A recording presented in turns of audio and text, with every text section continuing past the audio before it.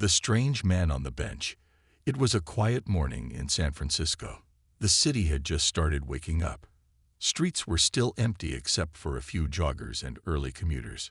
Sundar Pichai, dressed simply in a black hoodie and jeans, walked alone near Golden Gate Park. He often came here to think, to breathe, to remember where he started before the tech world swallowed him whole. He had no bodyguards, no assistants, just a cup of black coffee in one hand and his thoughts in the other. But this morning was different. As Sundar passed by an old wooden bench near the edge of the park, he saw someone sitting there, a homeless man, unshaved, covered in layers of worn-out clothes, his hair messy and wild. But it wasn't his appearance that caught Sundar's attention. It was his eyes. They were sharp, alert, like they held stories not meant for this world. The man stood up slowly as Sundar passed. "You're Sundar Pichai, aren't you?" the man asked. Sundar stopped. He wasn't used to being recognized in quiet moments like this. "Yes," he replied softly. The man smiled. "I've been waiting for you." Sundar tilted his head, confused. "Waiting for me?" "Yes," the man said, stepping closer. "You don't know me yet, but you will. I'm from the future." Sundar blinked. Maybe the man was mentally ill, he thought. But something in his voice, calm and clear, made Sundar hesitate before walking away. "I know what you're thinking," the man said. "You think I'm crazy. I would too. But give me 10 minutes, and if I don't convince you, you can leave." Sundar paused. "I'm listening," he finally said. The man sat back down, patting the spot next to him. Sundar slowly joined him, unsure why he felt drawn to this stranger. "My name is Elian," the man said. "I came back to stop something. Something that will affect not just you, but millions. And I need your help." Sundar watched him closely. He wasn't laughing. He wasn't begging for money. He looked sincere. But that only made it more bizarre. "Why me?" Sundar asked. Elian leaned in, lowering his voice. "Because in 2 weeks, you're going to make a decision that will look like a success, but it will destroy a generation." Sundar froze. "What decision?" "I can't say yet. If I reveal too much, time will correct itself. But I can guide you, if you let me." Sundar felt a chill. The man was strange. Yes, but not threatening. There was something haunting about his presence, like he carried pain too great for one life. "Prove you're from the future," Sundar said, still doubtful. Elian smiled again. This time, he pulled something from his pocket. It was a device, no larger than a coin. Metallic, smooth, glowing faintly blue. "This is a time bead," he said. "You won't find this anywhere in your world yet, but scan it, analyze it. It's not from your time." Sundar took the bead, his fingers brushing against its warm surface. The glow pulsed as if it responded to his touch. He didn't know why, but something inside him shifted. Elian looked at him, and his voice softened. "You believe me a little now, don't you?" Sundar didn't answer, but he didn't leave either. "How do I know you're not here to harm me?" Sundar asked. "I'm here to save something," Elian replied. "And it starts with saving you." They sat there in silence for a few seconds. Then Elian looked toward the sunrise. "You have questions. I'll answer them all. Not now. Not here. But tonight, at the place where you first got your internship email. You'll remember." Sundar's eyes widened.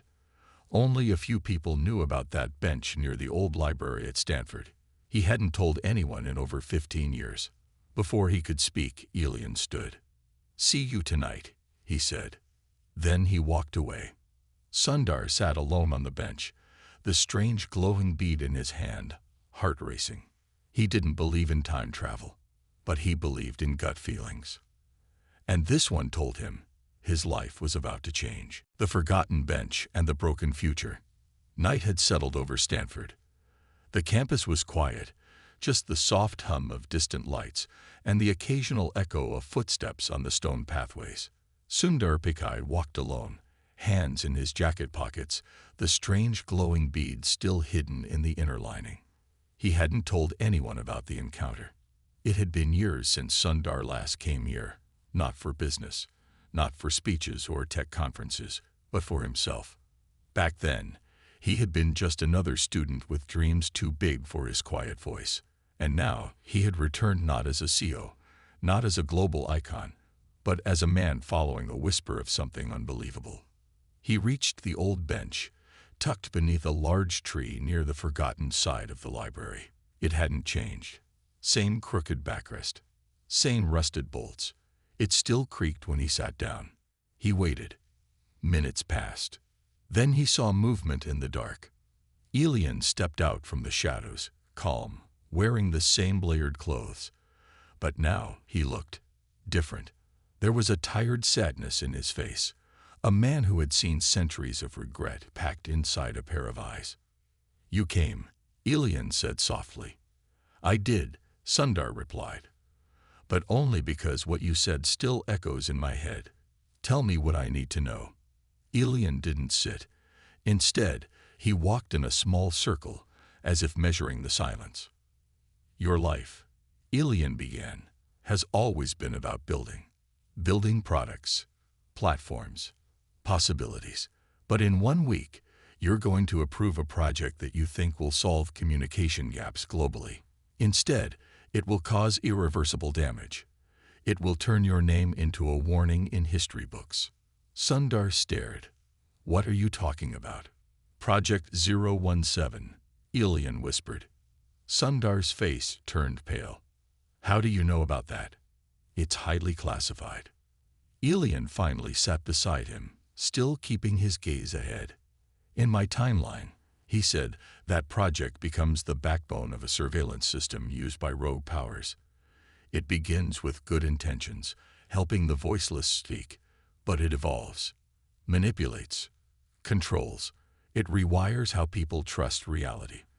And by the time people realize it, the damage is done." Sundar was silent. This wasn't public. Even most board members didn't know the name of the internal prototype. This man knew far more than any scammer ever could. "But we're building it with safety protocols, safeguards against abuse." Elian looked at him, his eyes tired. "Safeguards don't work when the people in power are the ones you're trying to protect others from." Sundar's heart thudded. This wasn't just a man rambling. This was a man who knew too much.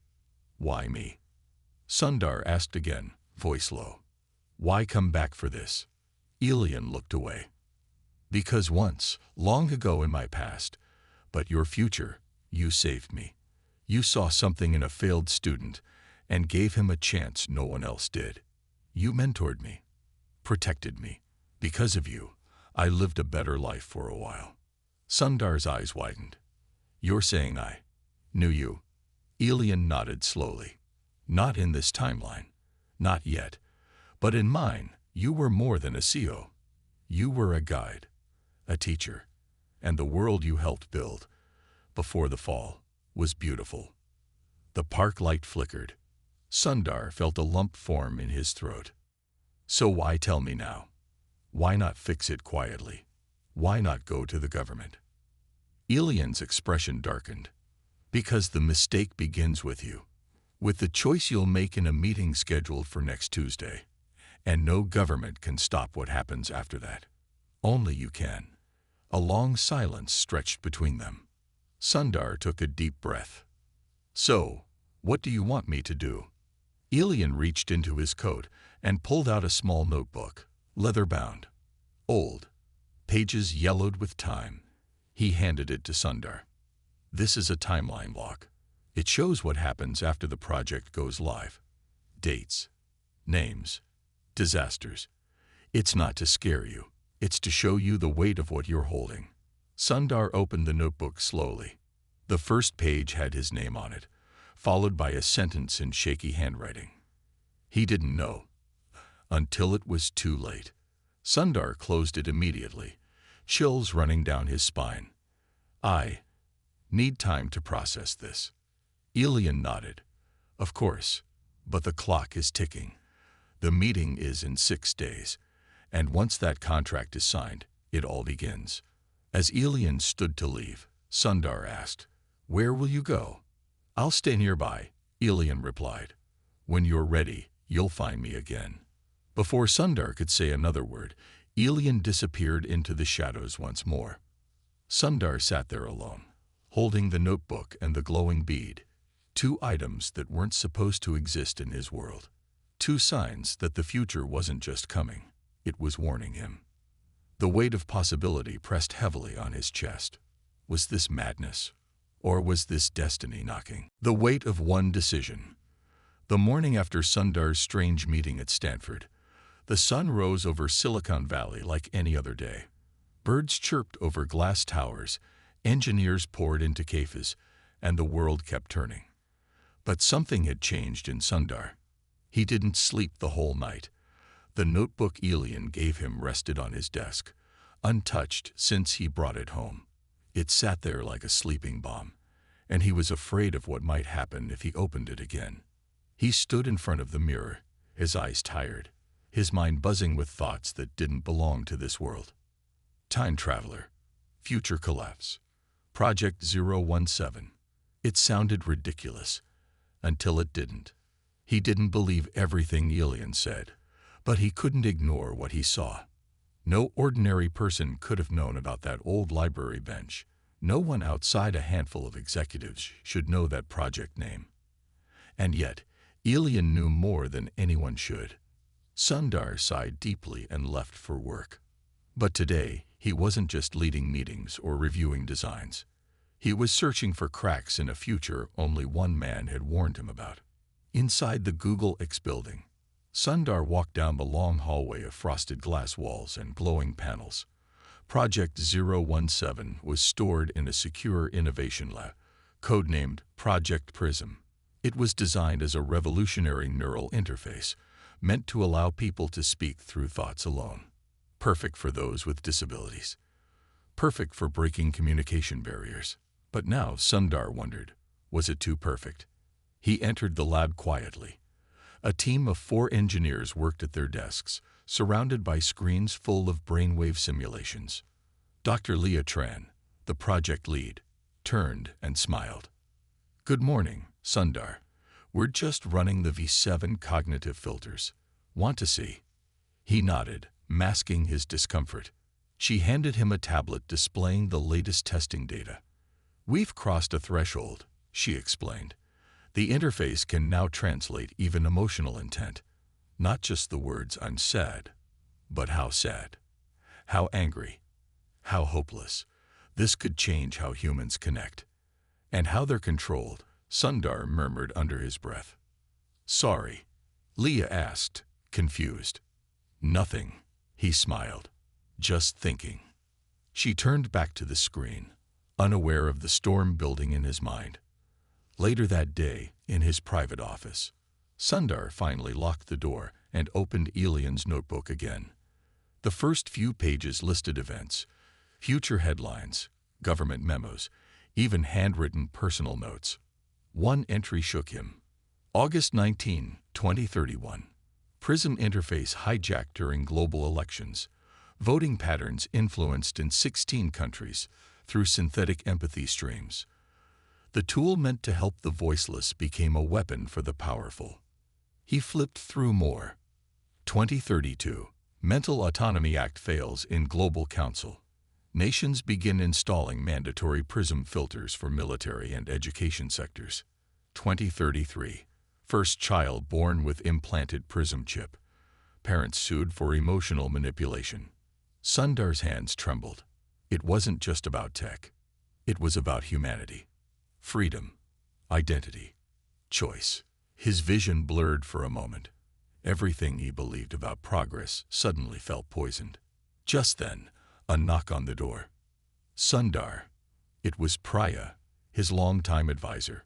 "You've been in there all day. The board is asking for a pre-briefing on the PRISM announcement." "I'm not ready," he replied. "They're getting impatient. It's supposed to go public next week." "I know," Sundar said, voice low. "Is something wrong?" He wanted to tell her. He wanted to show her the notebook, the bead, everything. But who would believe him? Instead, he said, "Just thinking of delaying. Something doesn't feel right." She frowned. "After years of work, Sundar, this could be your legacy." He nodded slowly. "That's what I'm afraid of."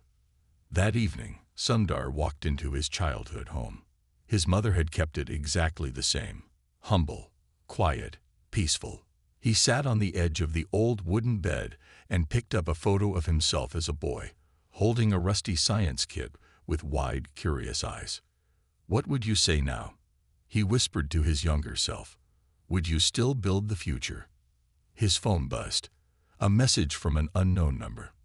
"Look outside." He rushed to the window. Elian stood there again. Same calm face, same distant eyes. Sundar walked out into the garden. "You read the notebook," Elian said softly. "Yes. You believe me now." "I don't know what I believe, but I believe the danger." Elian nodded. "That's enough. For now." "What do I do?" Sundar asked. "Shut it all down. Kill the project." "No," Elian said.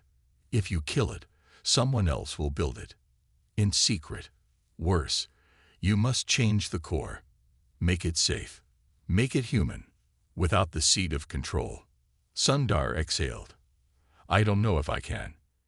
Elian placed a hand on his shoulder. "You once believed in people more than profit. Go back to that. The real Sundar is still in there." That night, Sundar drafted a new internal memo. He didn't sleep. He restructured the project's ethical design, adding irreversible transparency layers, decentralizing its neural access code, and banning government partnerships unless strict emotional consent laws were met. When the board reviewed it, they were furious. He stood firm. "I'm not risking the future for faster profit," he told them. "If we can't build something good without risk, then we're not building something worth having." Some threatened to leave. Investors pulled funding. But Sundar held his ground, because now he knew. The smallest decision could shape centuries. Enemies without faces. The morning sun rose slowly over Mountain View, but it didn't bring calm. Inside the sleek, mirrored offices of the tech giant, chaos had begun to stir. Sundar Pichai's unexpected memo, containing deep structural changes to Project 017, had set off silent alarms across the globe. In less than 24 hours, 2 major investors had withdrawn funding. Anonymous board members leaked internal documents to the press, and whispers from private meetings called Sundar's decision irrational, idealistic, and dangerously disruptive.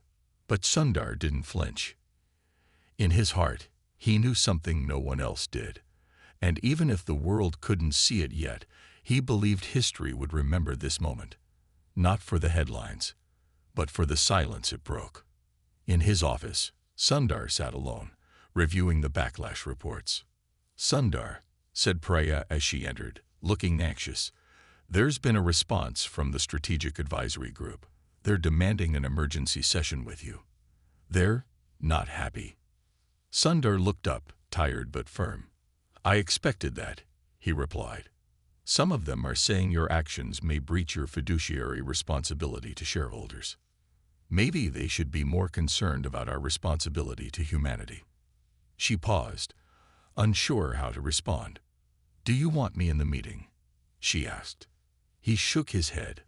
"This one I face alone." Across town, in an abandoned parking lot, a black van idled with its lights off. Inside, 2 men in charcoal suits sat before a small glowing screen. On it, they watched live surveillance footage of Sundar's private office, somehow streamed from a feed that wasn't supposed to exist. "He's changing the structure," one of them muttered. "We can't let that happen," said the other. "The original protocol must stay intact. We already have buyers lining up." "What about the traveler?" "Still unaccounted for." "Then we move tonight." They shut the screen and pulled hoods over their heads. That night, Sundar visited his mother again. She greeted him with her warm smile and soft hands, always full of peace, no matter how the world outside roared. "You're worried," she said gently, handing him a cup of chai. "How do you always know?" Sundar asked. "Mothers know when their children carry the weight of mountains." He looked at her, the wrinkles around her eyes, the kindness in her tone, and suddenly he felt like a boy again. "Alma, do you ever regret that I became who I am now?" he asked. She tilted her head. "What kind of question is that?" "Sometimes I wonder if I left too much behind. My roots, my values, my simplicity." She placed a hand over his. "Your soul is still good. I can see it, but you must protect it now, because power tries to silence the parts of us that are kind." Her words stayed with him even after he left. As Sundar drove home, a black car followed. He didn't notice it at first, but when he turned onto a quiet road and the same vehicle turned too, something in his gut told him it wasn't a coincidence. He sped up. So did they. He made a sharp turn down a narrow lane, one only locals would know. The black car hesitated, then disappeared. He parked near a small market, breathing heavily. His phone buzzed. A new text. "They're watching you. Don't go home. Meet me at the old power station." No name, no signature, but he knew it was Elian. The old power station sat near the edge of town, forgotten by time.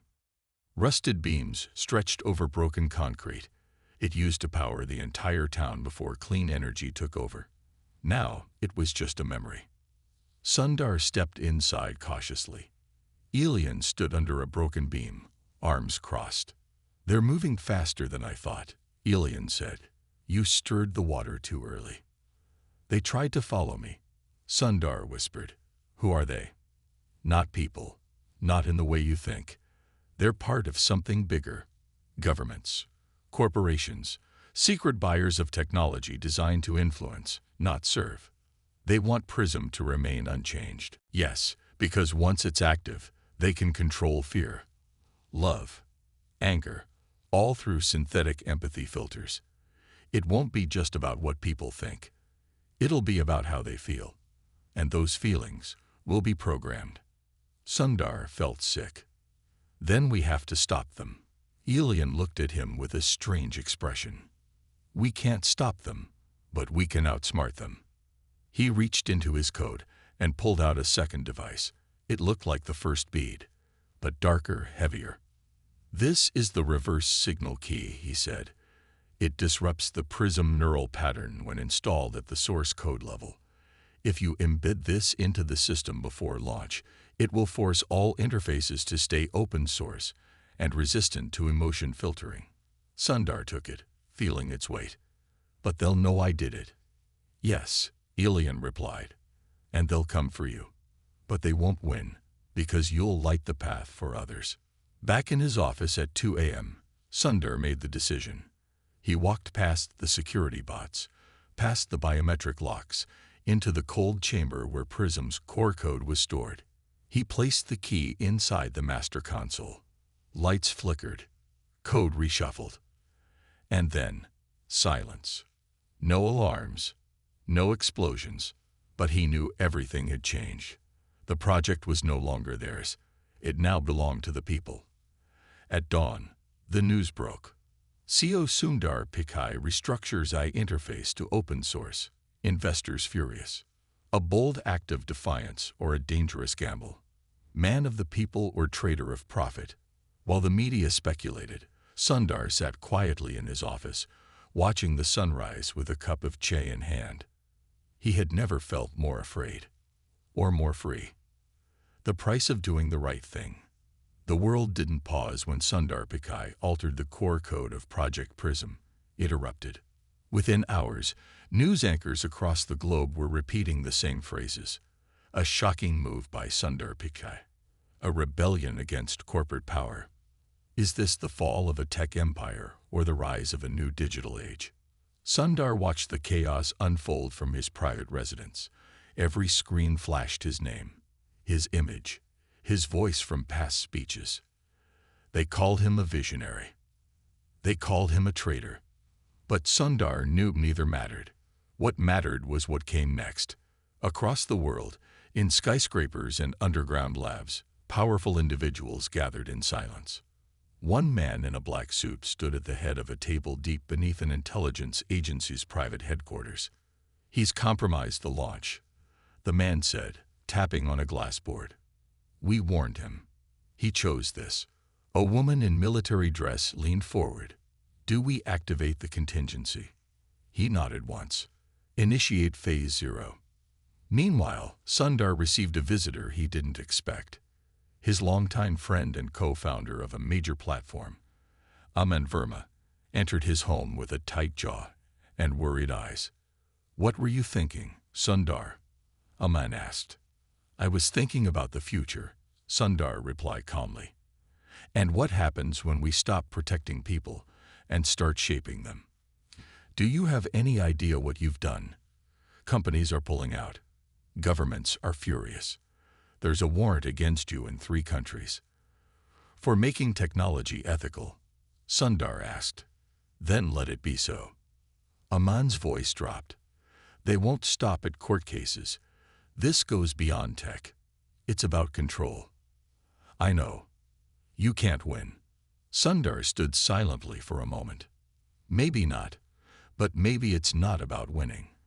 Later that night, the doorbell rang again. This time, it was Elian. His face looked older than ever, as if each wrinkle carried the weight of entire timelines. But his eyes, they were softer now. "You did it," he said, stepping inside. "You lit the match. And now the world's on fire," Sundar said quietly. "That's how revolutions begin." Sundar looked at him carefully. Something had changed. "You've been holding something back," Sundar said. "Something about who you are." Elian looked away. "Tell me." Silence filled the room like fog. Finally, Elian spoke. "My real name is not Elian. It's Arjun." Sundar blinked. "Arjun." Elian nodded slowly. "You knew me, not as a time traveler, but as a student, long ago. From a village in southern India. I studied your early lectures. I watched every speech. You inspired me. And one day, you visited my school." Sundar remembered vaguely, decades ago, a rural visit for a scholarship program. Hundreds of children. "I received that scholarship," Arjun continued. "I came to the US. With your foundation's help. I built projects, learned languages, but then I disappeared. Why? Because I joined a private research group. We studied temporal energy, how time might bend, and in one accidental experiment, I vanished, woke up in a time that wasn't mine, in a world where Prism had destroyed almost everything." Sundar's breath caught. "So, you really are from the future?" Arjun nodded. "I lived through a timeline where you failed to act, and it broke everything." Tears formed in Sundar's eyes. "And you came back to give me a second chance." Arjun smiled softly. "No, I came back to give the world a second chance." Meanwhile, at a secured research facility, something dark was happening. A new prototype, a black prism core, was activated. "This one can't be tampered with," said a scientist. "No external code injections." "What if Pichai discovers it?" "He won't. We've moved the launch to a shadow network, underground servers. No trace." They called it Project Eclipse, designed to override Sundar's open-source rewrite and reintroduce the emotion filters without detection. And it was already online. Back in Sundar's home, Arjun pulled a thin strip of light from his pocket. "This is my last gift," he said. "A timeline map. It'll show you where Eclipse starts. If you can stop it, you change everything again." "But you said time would correct itself." "Sometimes," Arjun whispered, "it needs help correcting." Sundar took the map. It glowed in his hand, lines and branches of light dancing across it like roots in the soil of time. "What happens if I fail?" Sundar asked. "Then the future I came from returns. And this time, no one will be left to warn you. As Sundar stepped into the night, wind pushing at his jacket, the weight of history pressing on his shoulders, he knew one thing clearly now. His choice wasn't just about one project. It was about who he was, what he stood for, and whether he would let the noise of the world drown out the whisper of his soul. Betrayal in the silence. The days following Sundar's actions passed like a blur. But they were not quiet. Protests erupted in cities around the world. Some in support, waving handmade signs that read, "Let tech stay human," and "We trust Sundar." Others, more coordinated, more polished, labeled him a traitor to progress. Inside boardrooms, billion-dollar contracts collapsed.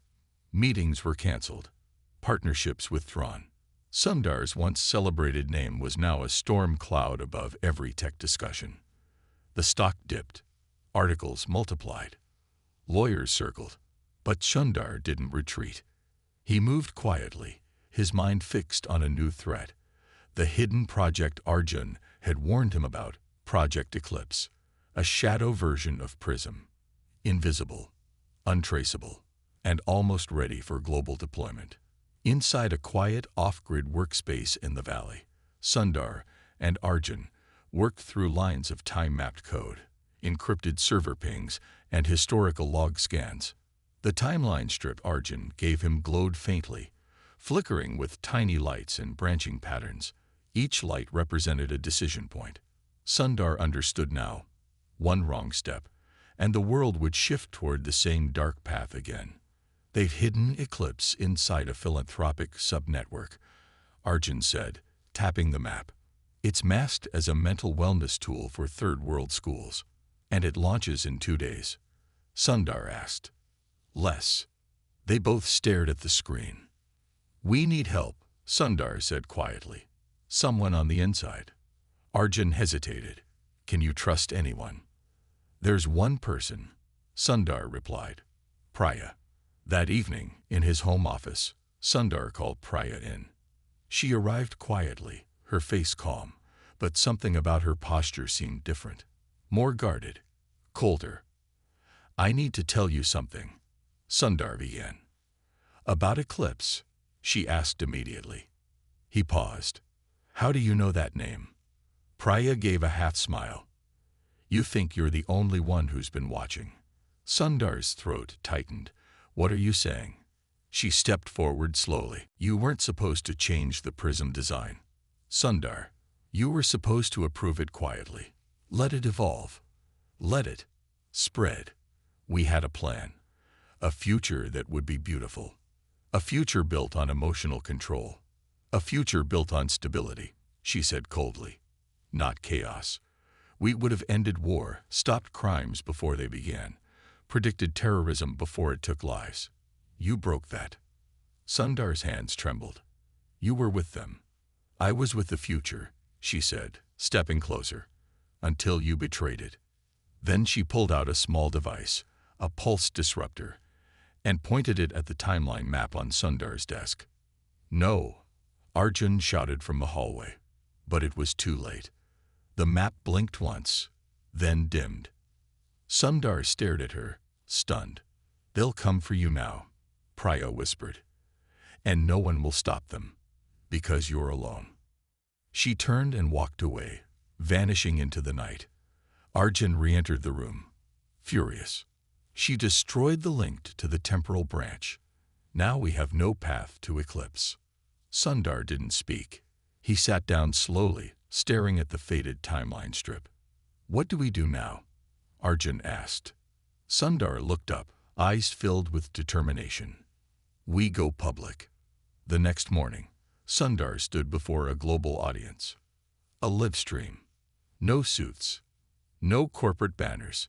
Just a man in a gray sweater, sitting in front of a camera, speaking from the heart. Today, he began, I want to talk to you, not as a CEO, but as a father, a son, a human being. The feed reached over 70 million viewers in the first 5 minutes. A few weeks ago, I was introduced to something beyond imagination. A warning from the future, a glimpse of what might happen if we continue building technology without accountability. We were on the edge of creating a tool called Prism. It would have been revolutionary, but dangerous. I tried to stop it. He paused. But now, there's a darker version being launched, called Project Eclipse. It's hidden, it's untraceable, and it's not being built for you. It's being built against you. Gasps flooded the live comment feed. This is not about science fiction. This is real. And I'm telling you today because you deserve to choose. Not just me. Not just a boardroom. You. He leaned closer to the camera. We must choose a future built on trust, not control. On truth, not manipulation. And if that means losing everything I've built, then so be it. Within minutes, the world reacted. Millions of citizens rallied. Ethical engineers quit their posts in protest. Code leakers exposed fragments of Eclipse. And somewhere, deep in a hidden facility, red lights flashed across black screens as system errors flooded the Project Eclipse servers. The silent war had begun. Later that night, Sundar sat in his garden, staring up at the stars. Arjun joined him, sitting beside him quietly. You spoke the truth, Arjun said. And they listened. Some did, Sundar replied. But now, the real test begins. Arjun looked to the sky. The timeline. It's shifting again. In ways I can't fully understand. Good or bad? Unclear, he said. But the future is no longer fixed. Sundar closed his eyes. For the first time in weeks, he felt something strange. Not fear, but hope. One last signal before the future. The world didn't sleep that night. Sundar Pichai's livestream had shattered the silence that shadowed the world's tech elite. For the first time, ordinary people learned that their thoughts, emotions, and decisions were being targeted by invisible strings tied to something more dangerous than anyone could imagine. Project Eclipse was exposed. But exposing it didn't mean defeating it. Some governments called Sundar a whistleblower. Some labeled him a traitor. But millions, everyday people from villages, towns, cities, called him something else. Human. Sundar stood inside a secure underground bunker, deep beneath a decommissioned satellite control center. Arjun paced beside him, his steps echoing off the steel walls. Eclipse hasn't been destroyed, Arjun said, only weakened. Then we need to finish it, Sundar replied. Arjun nodded. There's one last node, the origin server. It's not digital. It's temporal. Embedded in the time lattice of Earth's orbit, a single signal pulse could overwrite the last control function of Eclipse permanently. How? Sundar asked. We use the launch system, Arjun replied. But there's a cost. Sundar frowned. What kind of cost? Arjun held up a small crystal, glowing with soft blue light. This crystal carries my temporal signature. If we activate the signal with this, I'll be pulled back, not to the future, not to the past, to the void in between. Sundar's heart dropped. You'll die. No, Arjun said quietly, but I'll cease to exist in your time. No name, no memory, like I was never here. Sundar's hands clenched. There has to be another way. There's not. But you already saved us. Not yet, Arjun said. Not completely. Eclipse will wait. It will regroup, unless we end its roots permanently. This is the only way to untangle the timeline. Sundar sat down slowly, hands shaking. You were just a boy when I met you, Sundar whispered. A bright kid. You didn't deserve this. You gave me a chance when I had nothing, Arjun said, sitting beside him. Now I'm giving that chance to the world. Minutes later, they stood before the satellite uplink station, its dish aimed at the sky, ready to transmit. Arjun placed the crystal into the uplink console. A low hum began. Lights flickered. The signal code came alive, rewriting streams of logic across every node connected to Eclipse's hidden server. In faraway bunkers, engineers panicked. Who's accessing the control stream? How is the lattice responding? Cut the feed. But it was too late. Inside the bunker, the air turned cold. Time itself seemed to bend around Arjun. His body shimmered, like a reflection on moving water. "You've done enough," Sundar whispered, stepping forward. "You don't have to do this alone." Arjun smiled faintly. "This is how it was always meant to end, or begin, depending on how you look at it. I won't forget you. You won't remember me," Arjun replied, his voice already distant. "But maybe the world will remember what we did." Then, with one final breath, he vanished. Just like that. No sound, no flash, just absence, like a thread of history pulled loose from the fabric of time. The signal spread across the world. Hidden codes unraveled. Emotion filters dissolved. Prism's final weapon, Eclipse, collapsed silently, erased from the servers that birthed it. In boardrooms, men and women watched their plans vanish like dust in sunlight. And in classrooms, hospitals, homes, children laughed, people cried freely, and humanity remained human. A month later, Sundar sat quietly on the steps of a rural school in India, the same place he once met a boy named Arjun. The schoolyard was full of kids now, running, laughing, free. A teacher approached him with a smile. "We've started a new scholarship program," she said, "named it after someone whose records we couldn't find. But we found this written on the wall of an old classroom." She handed him a plaque. On it, in small carved letters, it said, "Thank you for seeing me, Arjun." Sundar's eyes watered. He didn't remember why those words meant so much, but something in his heart whispered, "You made the right choice." In the years that followed, Sundar's name became a symbol, not of a company or a product, but of a movement for ethical technology, a world where minds could not be molded by profit, where feelings were not filtered, and where the future was something everyone could help shape. And somewhere, far beyond time, a shimmer of light flickered in the void, and a voice, distant, gentle, whispered, "We did it."